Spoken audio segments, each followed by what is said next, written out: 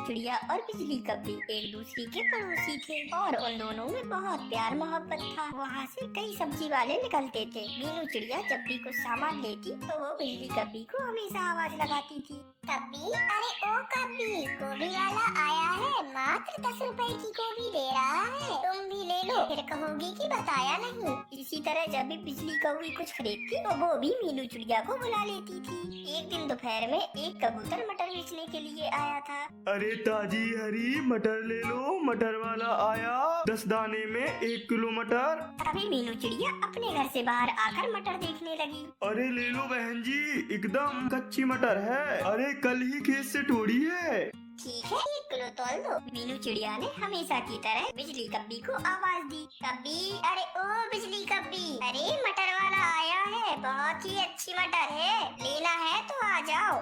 संयोग से बिजली कब्बी उस दिन बड़े आराम से सो रही थी। मीनू चिड़िया की कई बार आवाज देने पर जब बिजली बाहर नहीं आई तो मीनू चिड़िया ने अपने लिए मटर खरीद लिए और मटर वाला चला गया। शाम को जब मीनू चिड़िया सब्जी बनाने के लिए मटर छीलने बैठी तो उसके तो होश उड़ गए, क्योंकि मटर में से तो सोने के दाने निकल रहे थे। उसी समय मीनू चिड़िया का पति तोता जंगल से लौट कर आया। वो तोता बहुत ही लालची और स्वार्थी किस्म का पक्षी था। सोने के मटर के दाने देखकर वो बहुत ही खुश हुआ। अरे वाह, हम तो माला माल हो गए। तुमने 1 किलो ही मटर क्यों खरीदी? कम से कम 8-10 किलो मटर खरीद लेती। मुझे क्या पता था कि मटर में से सोने के दाने निकलेंगे। पता होता तो मैं और ज्यादा खरीद लेती। फिर क्या था, उस तोते ने पूरे जंगल में अपने अमीर होने का खूब दिखावा किया। जब कब्बी को पता लगा कि चिड़िया ने ऐसे मटर खरीदे हैं जिसमें से सोने के दाने निकले हैं, तो वो मीनू चिड़िया के घर पहुँची। अरे चिड़िया, तुमने मटर अकेले अकेले खरीद लिए? मैं जब भी कुछ खरीदती हूँ तो तुम्हें हमेशा आवाज लगाती हूँ। मैंने तुम्हें आवाज दी थी पर तुम घर से बाहर ही नहीं निकली, शायद तुम सो रही थी।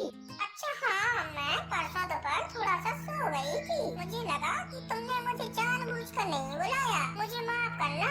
अगर वो मटर वाला दोबारा कभी आए तो मैं भी उससे मटर खरीदूंगी। कब्बी जब घर पहुँची तो उसका पति कालू कौवा उससे बोला, अरे अब पता लगी तुम्हें उस चिड़िया की असलियत। तुम तो कहती थी वो चिड़िया बहुत अच्छी है, तुमने देखा अब कैसे वो सोने की मटर अकेले खरीद कर बैठ गई। अरे कालू, हमें गलतफहमी हो गई है। उसने हमें आवाज दी थी, लेकिन उस दिन दोपहर में ज्यादा नींद होने के कारण मैं उसकी आवाज सुन ही नहीं पाई।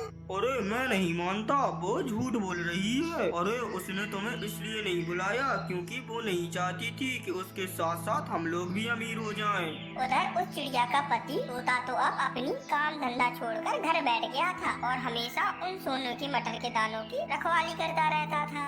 अरे क्यों ना हम आधा किलो मटर उस कब्बी के घर पर दे आए, हमारे साथ उन लोगों के घर पर भी सुख समृद्धि आ जाएगी। अरे तुम क्या पागल हो गई हो? आधा किलो मटर के दाने उस कब्बी के घर पर दे आओगी तो फिर हमारा क्या होगा? उन मटर के दानों से हमें पूरा जीवन गुजारना है। अगर आधे मटर के दाने तुमने उस कब्बी को दे दिए तो मुझे आधी जिंदगी काम करना पड़ेगा। इसलिए आधा किलो मटर उस कब्बी को देने की बात बिल्कुल भूल जाओ। एक बार फिर से वो कबूतर मटर बेचते बेचते उन दोनों के घर के सामने से निकल रहा था। तभी कालू कौवे ने उसे रोक लिया और उसकी सारी मटर खरीद लिए। मटर कम से कम 40 किलो थे। बिजली कब्बी और उसके पति कालू कौवे ने पूरे मटर छील लिए, परंतु किसी भी मटर में एक भी सोने का दाना नहीं निकला। उस कब्बी के घर पर 40 किलो मटर का कोई काम तो था नहीं, इसीलिए वो कुछ दिनों में खराब होने लगे। अरे क्यों ना मैं कुछ किलो मटर उस मीनू चिड़िया को दे आऊं? अरे यहाँ तो ये खराब ही हो जाएंगी। फिर क्या था, उस कब्बी ने एक थैली में मटर भरी और वो मीनू चिड़िया को दे आई। चिड़िया तो उस कब्बी के व्यवहार पर बहुत जंगल में एक मीनू चिड़िया का परिवार रहता था। मीनू चिड़िया के परिवार में मीनू चिड़िया, उसकी 3 बेटियां और मीनू चिड़िया का पति मानव चिड़ा रहते थे। मानव चिड़ा तो बहुत ही ज्यादा कामचोर और आलसी था। मानव चिड़ा बस हमेशा अपने घर में बैठा बैठा शराब ही पीता रहता था और कभी कभी मानव चिड़ा अपने घर पर अपने दोस्तों को बुलाकर शराब की पार्टी भी किया करता था। और तो और मानव चिड़े को ये भी शर्म नहीं थी कि उसके घर में 3 बेटियां भी हैं। मीनू चिड़िया हर समय अपने पति मानव चिड़े को समझाती रहती थी कि वह यह शराब की आदत छोड़ दे और कोई अच्छा सा काम धाम करे, लेकिन मानव चिड़ा तो मीनू चिड़िया पर हमेशा गुस्सा करता और उसकी बात नहीं मानता था। इरी, आपको तो बिल्कुल भी शर्म नहीं है। आप अपने घर में बैठे बैठे शराब पीते रहते हो। इरी, आपको तो ये भी शर्म नहीं है कि आपके घर में 3-3 बेटियां भी हैं। अरे वी ये सब देखती होंगी तो उन पर क्या असर पड़ता होगा। अरे देखो मीनू चिड़िया, मैं तो इसी घर में बैठकर शराब पीऊंगा, देखता हूँ कौन क्या कर लेता है मेरा। और अगर तुम्हें मुझसे कोई तकलीफ है तो तुम अपनी बेटियों को लेकर यहाँ से जा सकती हो। इरी, आप ये क्या कह रहे हैं? मैं ये घर छोड़कर कैसे जा सकती हूँ? मैं और मेरी तीनों बेटियाँ ये घर छोड़ के जाएंगी तो वे कहाँ रहेंगी? इरी, हमें कौन रहने की जगह देगा? अच्छा ठीक है, अगर तुम्हें मेरे घर में रहना है तो मेरे मुताबिक रहना होगा। जैसा मैं कहूँगा तुम्हें बिल्कुल वैसा ही करना पड़ेगा। अगर तुमने कोई भी चूचा करी तो मुझसे बुरा कोई भी नहीं होगा मीनू चिड़िया। मानव चिड़े की बात सुनकर मीनू चिड़िया तो काफी ज्यादा परेशान हो जाती है और मीनू चिड़िया को अपनी तीनों बेटियों की भविष्य की चिंता होने लगती है। एक दिन की बात है, एक दिन मानव चिड़ा अपने दोस्त को लेकर अपने घर पर आता है और फिर मानव चिड़ा और उसका दोस्त खूब मजे से शराब पीने लगते हैं। इरी, आज तक तो सिर्फ आप ही इस घर में बैठ के शराब पीते थे और आज तो तुम अपने दोस्त को भी यहाँ पर ले आए हो इस घर में शराब पीने के लिए। इरी, आपकी 3-3 बेटियाँ हैं, बेबी ये सब कुछ देख रही है।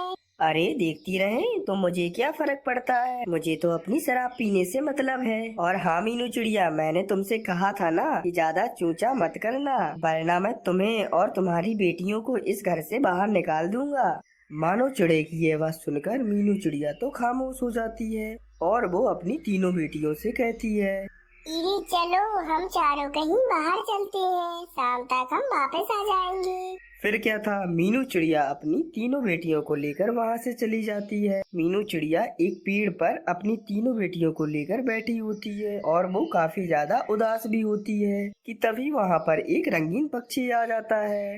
अरे मीनू चिड़िया, क्या हुआ? तुम इतनी उदास क्यों हो और तुम यहाँ पर अपनी तीनों बेटियों को लेकर क्यों बैठी हो? इरी रंगीन पक्षी, मैं तुम्हें क्या बताऊँ, ये तो घर में बैठकर शराब पीते ही है और तो और ऊपर से अपने दोस्तों को भी ले आते हैं। इरी, ये सब कुछ मेरी बेटियाँ देखती होंगी तो इन पर क्या असर पड़ता होगा। बस मुझे हर वक्त अपनी बेटियों के भविष्य की चिंता रहती है।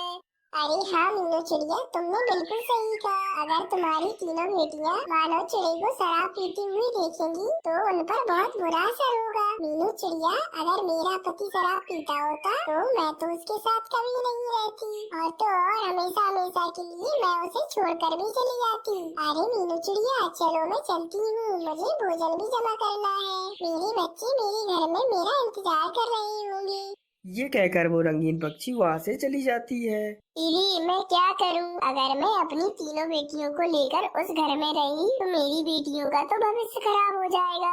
इरी, बस मैंने आज से सोच लिया है कि मैं आज से कभी भी अपनी तीनों बेटियों को लेकर दोबारा उस घर में नहीं जाऊंगी और मैं किसी अच्छे से पेड़ पर घोंसला बना लूंगी। इरी, और मैं अपनी तीनों बेटियों को लेकर पूरी जिंदगी उसी घोंसले में रहूंगी। कम से कम इस तरह मेरी बेटियों का भविष्य तो खराब नहीं होगा।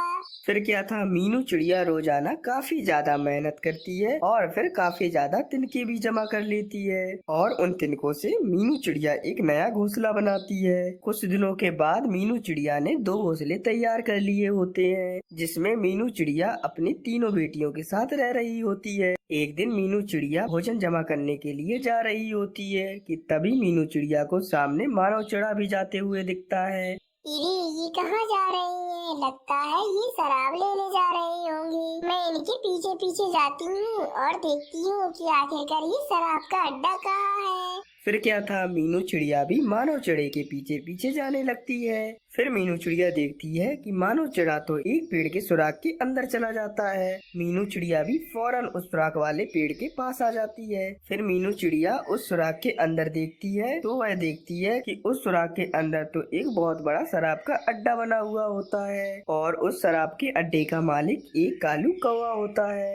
इरी, अच्छा, तो इस पेड़ के अंदर इन सब ने शराब बेचने का अड्डा बनाया हुआ है ताकि किसी को कुछ पता भी ना चले और ये खूब आराम से शराब बेच सके। इरी, मैं जाकर ये सारी बातें अभी मिट्ठू महाराज को बताती हूँ ताकि मिट्ठू महाराज फौरन इस शराब बेचने वाले कालू कौवे को पकड़ ले